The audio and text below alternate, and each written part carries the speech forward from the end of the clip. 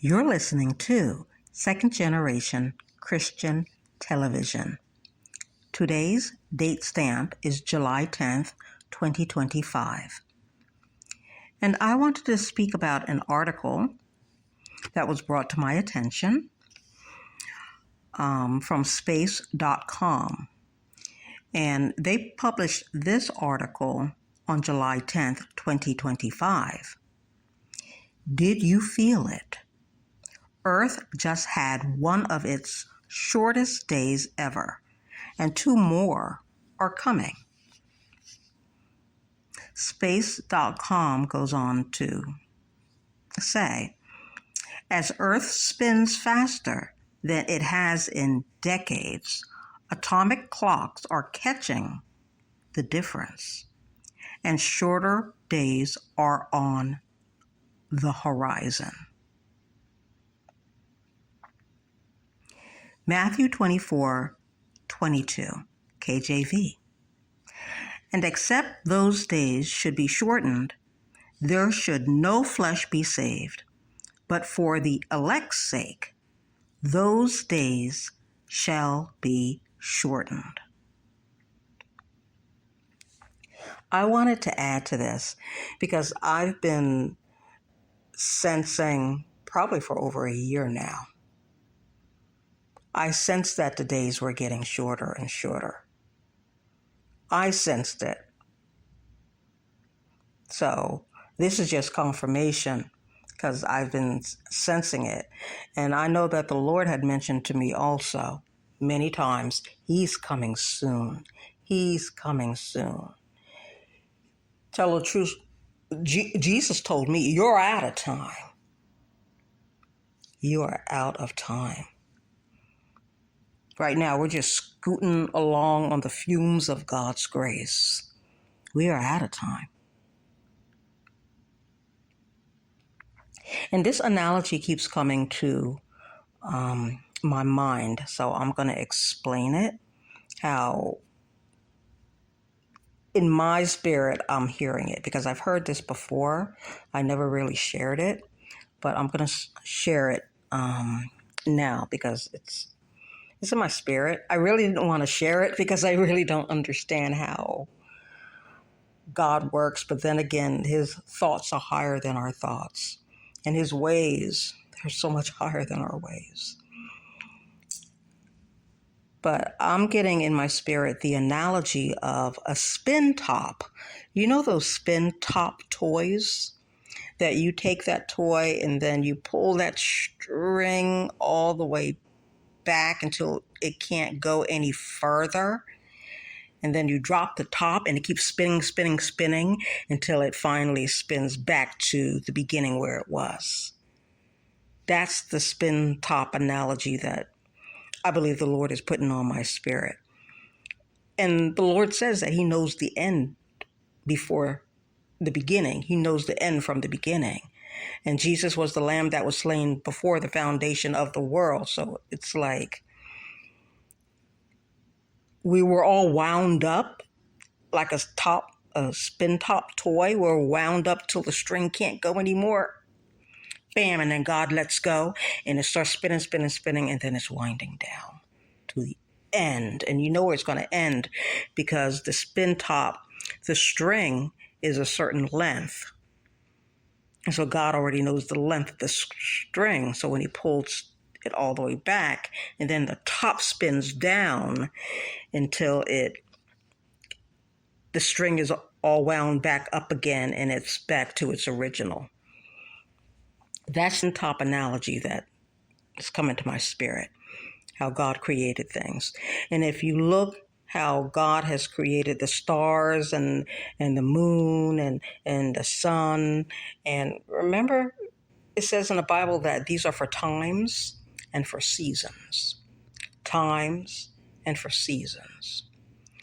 And remember, in the Old Testament, and it's all coming to my spirit, so I have to say it. When Israel was battling their enemies, there was one battle, I don't remember who it was with.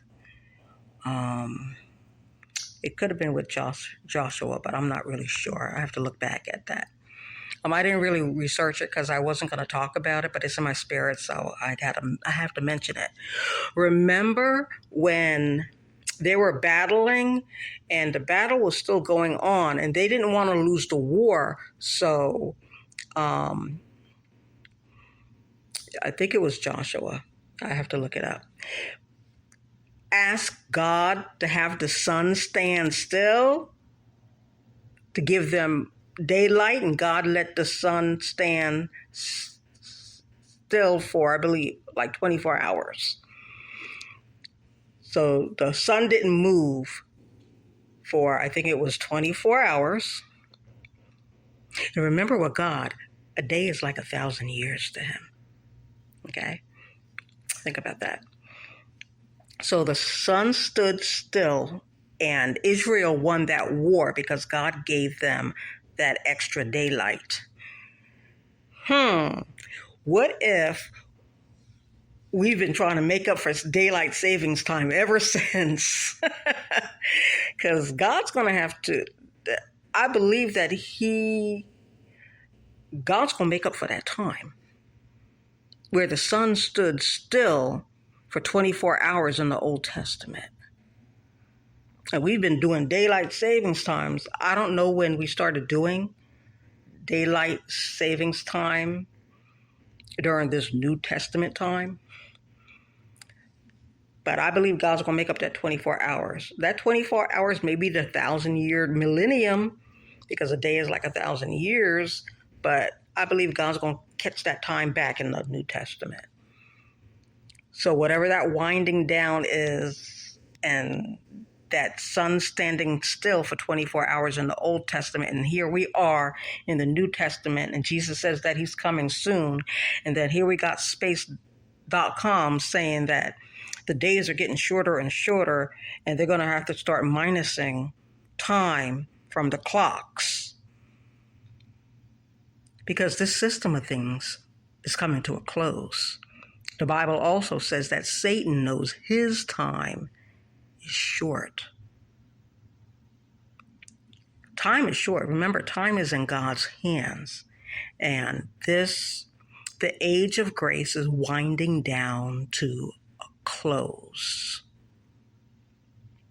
Time is in God's hands.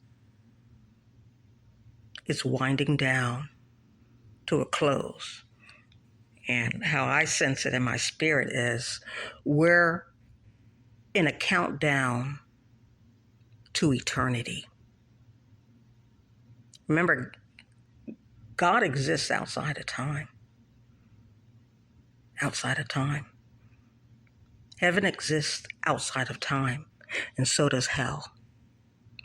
So I'm telling you now, God has given us the signs. He's given us the signs. He's given us the warnings.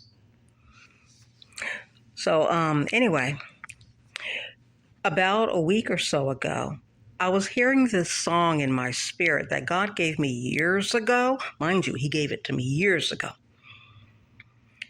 And it was starting to come to my spirit again. And I know the Lord wants me to share it.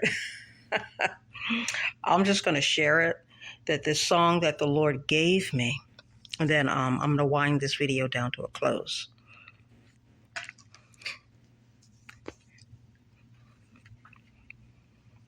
Tick tock, we're at the end of the clock.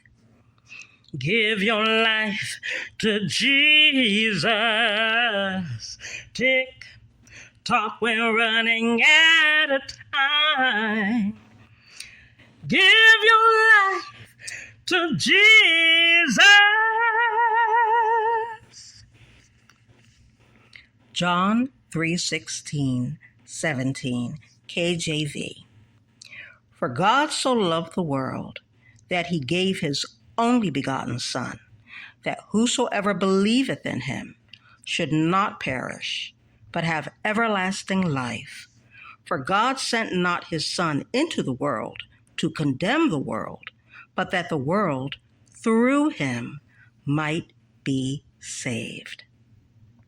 You're listening to Second Generation Christian television.